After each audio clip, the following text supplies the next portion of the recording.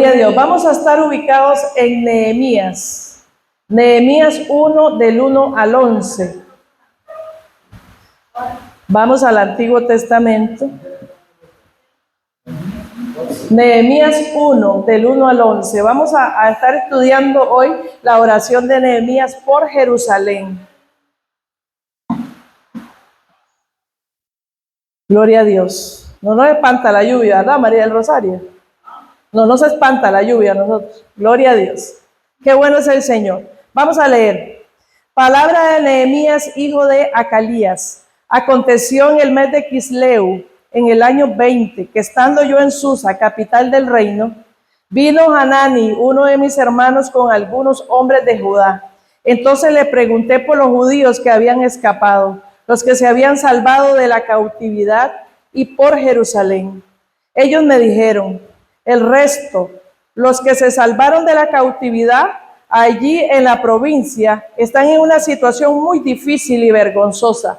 El muro de Jerusalén está en ruinas y sus puertas destruidas por el fuego.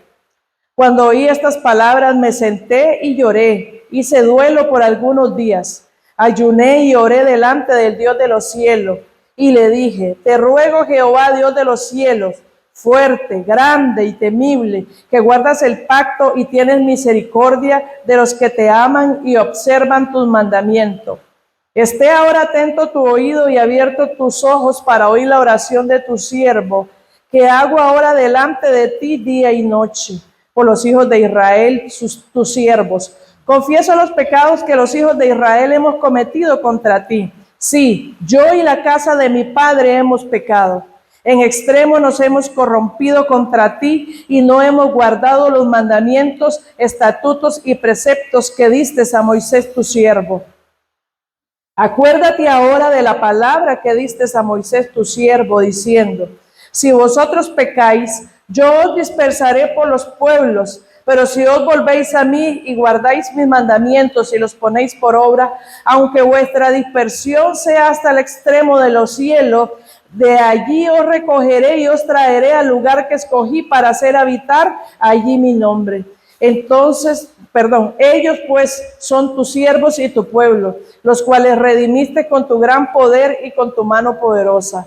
Te ruego, Jehová, que esté ahora atento tu oído a la oración de tu siervo y a la oración de tus siervos, quienes desean reverenciar tu nombre. Concede ahora buen éxito a tu siervo y dale gracia delante de aquel hombre. En aquel entonces servía yo de copero al rey.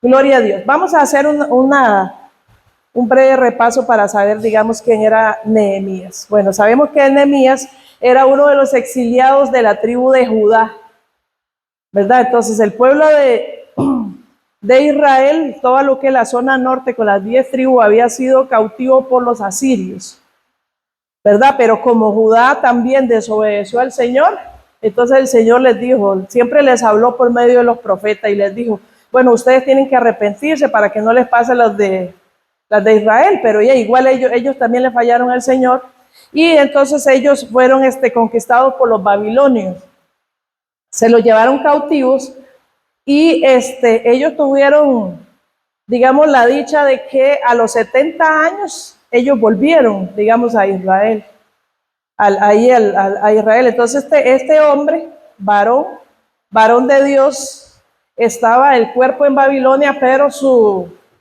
pensamiento, su espíritu estaba pensando en Israel, ¿verdad? Porque de ahí se sabía la Biblia, también estaban los salmos que habla David y dice que cómo se va a olvidar, ¿verdad?, de Jerusalén.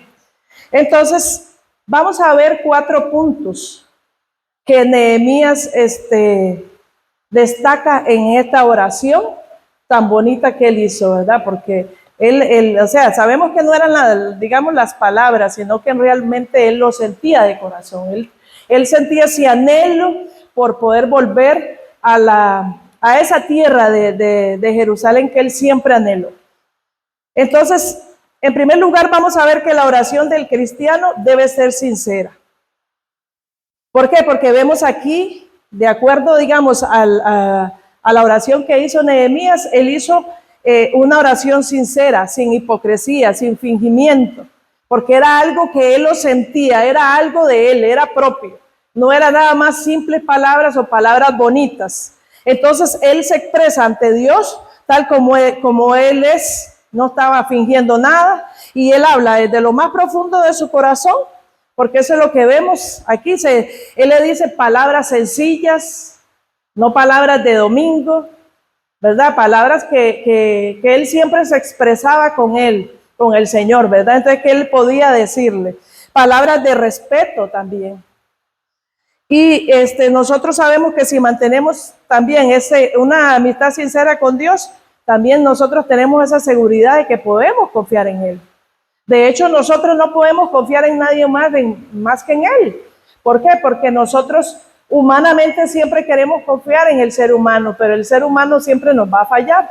Porque tal vez le contamos un secreto de lo más íntimo y cuando nos damos cuenta, ya se lo dijo a otra persona. Entonces siempre entre nosotros nos vamos a fallar, pero lo maravilloso es que el Señor no nos va a fallar, entonces en Él es que tenemos que confiar y nos debemos de presentar ante Él con sinceridad. Entonces clama íntimamente al Dios de los cielos, y aquí lo vemos que Él dice que Él lloró, que Él hizo duelo en su corazón.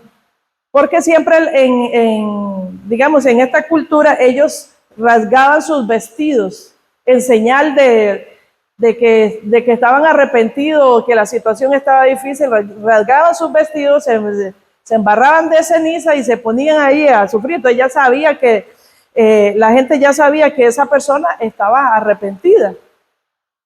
Pero él en este caso no rasgó sus vestidos, sino su corazón. Expresó dolor por el pueblo, ayunó, oró. Esas son las cosas que él hizo, dice, delante del Dios del cielo. Entonces fue perseverante. Se dice que oró por 4 meses, muy a pesar de su tristeza, y demostró su sentido de identificación con su pueblo. Tuvo fe. Todas estas son características que acabamos de leer en esta oración. Entonces, en segundo lugar, la oración del cristiano debe ser de adoración.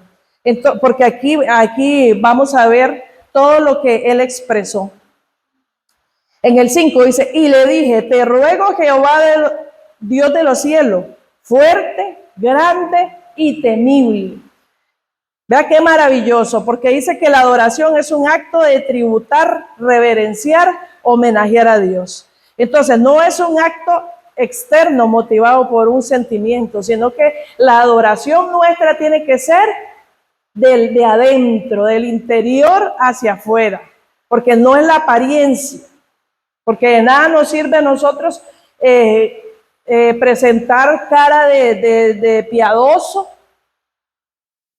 porque la adoración tiene que ser un acto interno, es algo que nosotros vivimos con el Señor.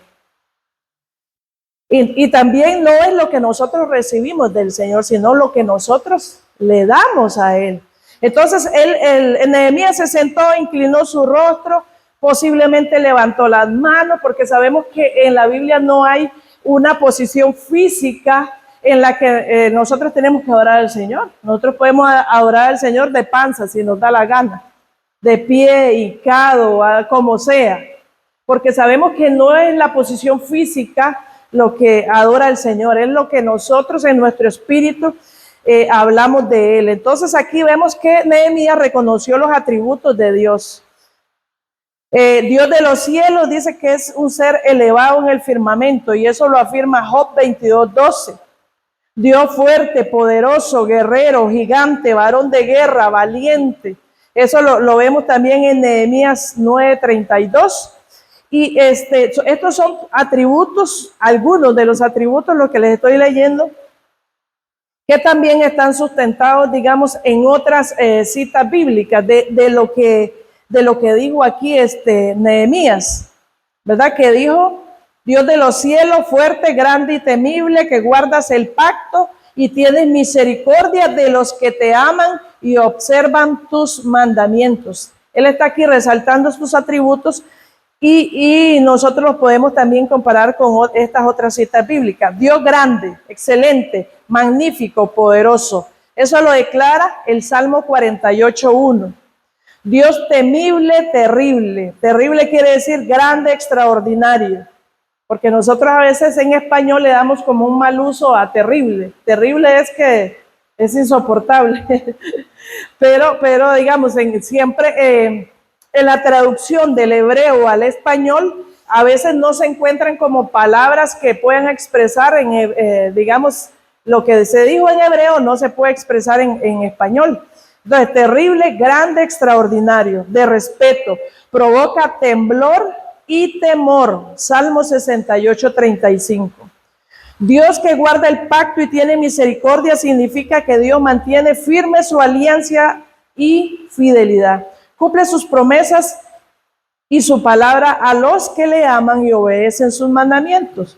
Porque eso fue lo que leímos aquí. Observan tus mandamientos. El Señor dice que tiene misericordia de los que le aman y observan los mandamientos del Señor, que siempre están pendientes en qué estoy fallando, midiéndose con los mandamientos que el Señor puso en su palabra. No midiéndonos con el hermano, si el hermano es mejor o un poco más, ¿verdad? Eso no, porque la palabra de Dios siempre nos dice a nosotros que debemos de considerar a los demás como superiores. Entonces, no es midiéndose con el hermano. Si el hermano no lo hace o yo soy más espiritual que el hermano, no. Nos vamos a medir siempre con la palabra del Señor, con los mandamientos.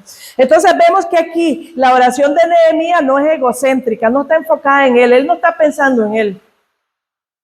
Él está pensando en su pueblo. Entonces vemos que aquí, a pesar de toda la situación que estaba pasando, digamos, allá donde ellos estaban en la capital, en Susa, capital del reino, ¿verdad? Que era Babilonia, donde él estaba cautivo.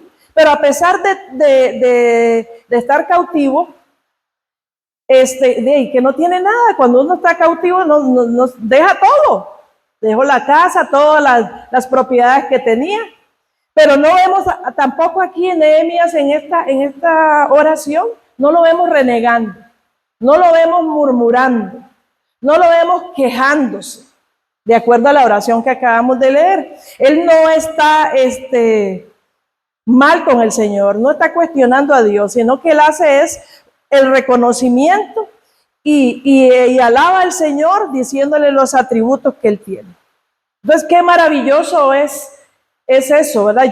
Yo a veces me pongo a pensar que si viene una persecución, probablemente nosotros nos quedemos sin la casa, sin lo que nosotros tenemos, que nos pueden llevar a un lugar donde nosotros no podamos tener nada.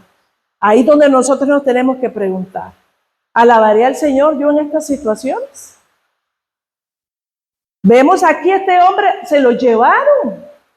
¿Por qué? Porque los babilonios se llevaron a los más inteligentes, se llevaron a los estudiados, los pobres que no tenían nada, eso los dejaron botados. Ellos se llevaron, digamos, lo mejorcito del país. Y no vemos, o sea, me imagino que este hombre cuando estaba en Judá tenía una buena posición, pero vea qué lindo él. Y es aquí donde nosotros tenemos que aprender de estos ejemplos, de lo que él hizo. Posiblemente a nosotros nos pase si no nos morimos antes, ¿verdad? De que podamos tener una persecución. Entonces, tenemos que analizar y pesar. ¿Soy capaz yo de dejar todo lo que tengo, la casa, el carro, todas las comodidades que tengo? ¿O seré capaz de mantenerme firme y decirle, Señor, reconozco todos los atributos tuyos? Aquí él no le está diciendo, Señor, ¿por qué permitiste que me lo llevaran cautivo allá y ahora yo tengo que estarle sirviendo a este rey incircunciso? No lo vemos haciendo eso, sino que él viene y él tiene ese acto de adoración y le empieza a decir esas cosas bonitas al Señor. Otra cosa que él hace, que reconoce los pecados de Israel. Reconoce los pecados de Israel y aquí esa es la oración que debe ser de confesión. Entonces, él reconoce los pecados de él mismo, empezó por él mismo. Los pecados de su padre, o sea, de su familia, y los pecados de Israel, o sea, ya todo el pueblo. Él reconoce estos pecados y sabía que O sea, él estaba consciente que el pueblo se había corrompido contra Dios y que no habían guardado su palabra. Entonces, todo esto, vea qué lindo poder ver estos hombres de Dios que han reconocido al Señor en medio de lo que sea. O sea, él está diciendo, pecamos como pueblo. Él está diciendo al Señor, dice aquí en el 6, en la parte final, dice, confieso los pecados que los hijos de Israel hemos cometido contra ti. Sí, yo y la casa de mi padre, dice, hemos pecado. Entonces es maravilloso poder ver esto. Entonces él no se excluyó de la confesión que hizo mientras él oraba por el pueblo. O sea, él dijo, yo también estoy ahí involucrado.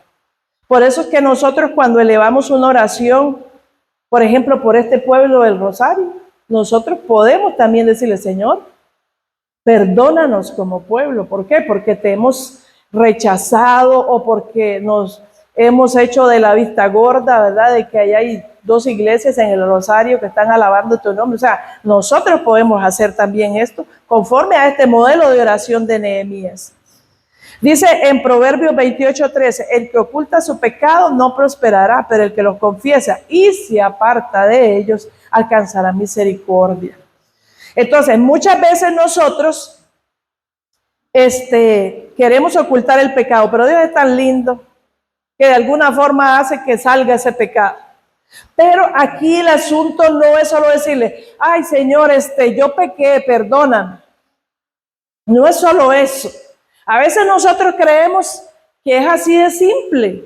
No, nos tenemos que apartar de ellos para alcanzar misericordia. Necesitamos confesarlos, pero apartarnos también.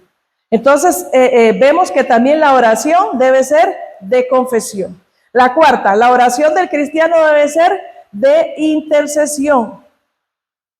Entonces, ¿qué es interceder? Hacer una petición en lugar de otro delante de Dios. Entonces, clama a favor del pueblo, de él mismo, y nosotros también podemos interceder por otros en oración. Yo he tenido, bueno, de todas las etapas en este proceso, ¿verdad?, que uno pasa, a veces yo me he encontrado que, Dios santo, solo estoy orando por mí, ¿qué? ¿Y los demás qué? Entonces, no, los demás, hay que orar por los demás, y realmente cuando uno se ocupa de los demás, Dios se ocupa de uno.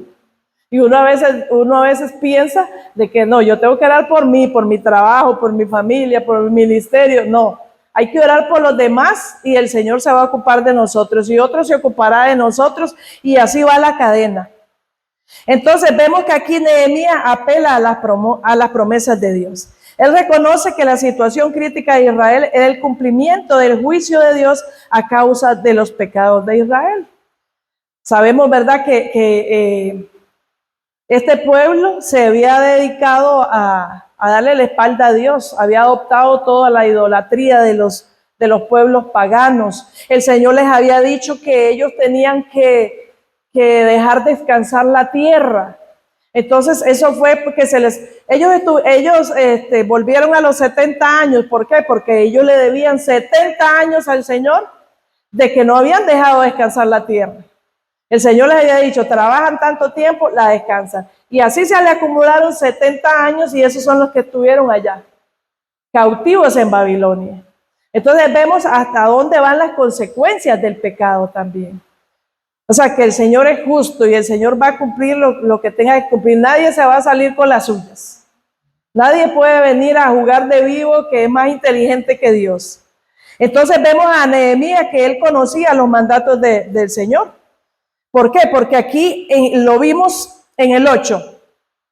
Dice así, acuérdate ahora de la palabra que diste a Moisés tu siervo, diciendo, si vosotros pecáis, yo os dispersaré por los pueblos, pero si os volvéis a mí y guardáis mis mandamientos y los ponéis por obra, aunque vuestra dispersión sea hasta el extremo de los cielos, de allí os recogeré y os traeré al lugar que escogí para hacer habitar allí mi nombre. O sea que aquí estamos viendo entonces que debido al conocimiento que tenía Nehemías, él también está consciente de que el Señor fue justo. Y el Señor les dijo, bueno, si ustedes pecan, van a ser dispersados. Y eso es lo que ha pasado a lo largo de la historia de Israel. Nosotros tenemos tal vez otro tipo de trato, pero no sabemos hasta qué punto vamos a llegar, ¿verdad? Que el Señor nos saca muchas veces de la comodidad, porque el Señor no tiene que sacar, uno se siente cómodo, dice, aquí estoy a gusto. Entonces el Señor, no te quiero ahí, te voy a sacar a otro nivel. Incluso lo saca uno del trabajo y hasta el lugar tal vez hasta donde se está congregando, porque si no esa persona no sale de esa comodidad, no sale de ese confort. Entonces, te voy a mover hasta que Él cumple el propósito de Él en uno. Gloria a Dios, qué maravilloso es el Señor. Entonces vemos que aquí en Nehemías lo que está haciendo es intercediendo por su nación. ¿Cuánto más nosotros tenemos que interceder por la nuestra? No nos olvidemos de orar por Costa Rica. ¿Por qué? Porque vemos que aún en nuestros pueblos viene gente que viene a hacer el mal. Ahí nosotros tenemos que estar parados, orando delante de la presencia del Señor por esa persona. No que se vaya. No, Señor, toca su corazón. Señor, que se convierta a ti. Que miremos la gloria tuya en esa persona que venía a hacer el mal, pero ahora resulta que se arrepintió. Eso es maravilloso. Porque sabemos que no tenemos lucha contra carne y sangre, no la vamos a agarrar contra las personas, sino contra sus malas intenciones, con lo que el enemigo ha venido, ¿verdad? Que esa persona se ha prestado para hacer el mal. Entonces ahí nosotros vamos a tener que pararnos firme y decir, bueno, aquí estoy yo, que es la luz que el Señor ha puesto en este lugar. Nosotros somos lumbrera en el lugar donde nosotros estamos. No nos podemos cruzar de brazos y decir, bueno, hay que pase lo que tenga que pasar. No, usted está ahí para interceder por ese pueblo. Usted está para interceder, vamos en escala, por su distrito, por su cantón, por su provincia, por su país.